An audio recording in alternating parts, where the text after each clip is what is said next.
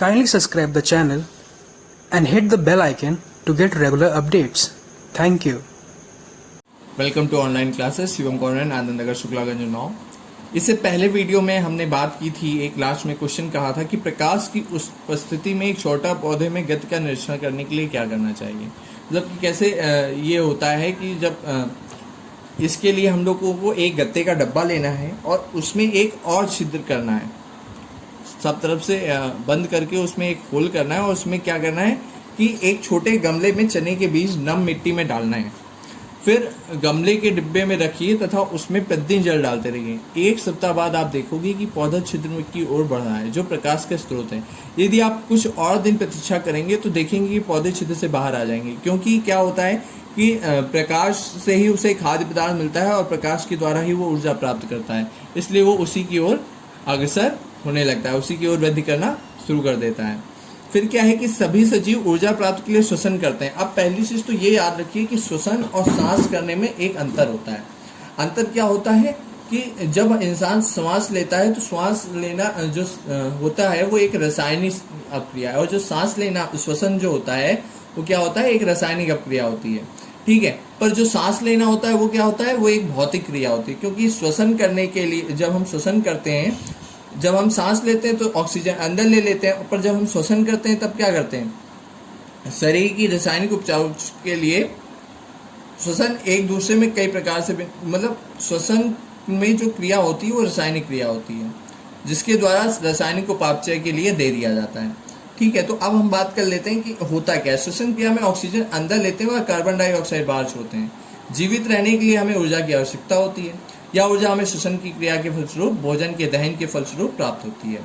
अगर अब हम बात कर लें कि सजीव में जो अपशिष्ट पदार्थ जो बाहर निकलने के लिए उत्सर्जन क्यों करते हैं, मतलब उत्सर्जन की बात करें तो सभी जीव भोजन करते हैं। अधिकांश भोजन में जो उपयोग ऊर्जा उत्पादन में होता है और अतिरिक्त भोजन अपशिष्ट के रूप में बाहर आ जाता है। जो अगर ऐसा नहीं होता है, अन्यथा अगर यह शरीर में रहता है तो ये शरीर को नुकसान भी पहुंचाता है। ठीक है, जिससे वह पाचन और वो श्वसन क्रिया के लिए हानिकारक है, जिसे हम लोग मलमूत्र या यूरिया द्वारा यूरिक डाल देते हैं।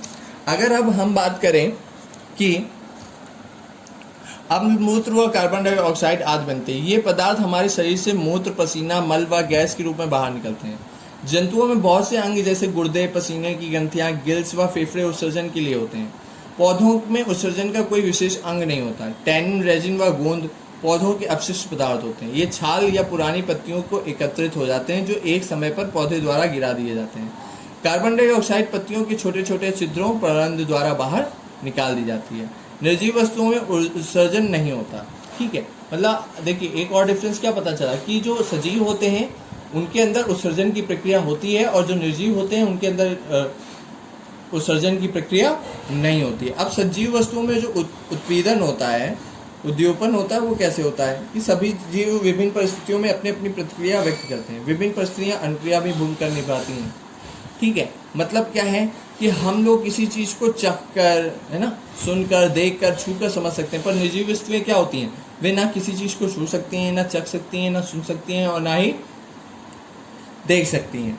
फिर क्या है, जंतुओं में ज्ञानेंद्रियां होती हैं जो प्रतिक्रियाओं में इनकी मदद करती हैं। तेज रोशनी से हम अपनी आंखों को बंद कर लेते हैं। हम किसी जैसे हम लोगों के सामने कोई फ्लैश लाइट जलाता है तो हम लोग क्या करते हैं, अपनी आंखों को बंद कर सकते हैं, पर निर्जीव वस्तुएं ऐसा कुछ नहीं कर सकती हैं। पौधे भी संवेदनशीलता होती है,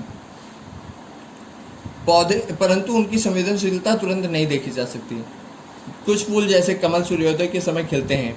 ठीक है, अगला हम नेक्स्ट वीडियो में पढ़ेंगे। Thank you.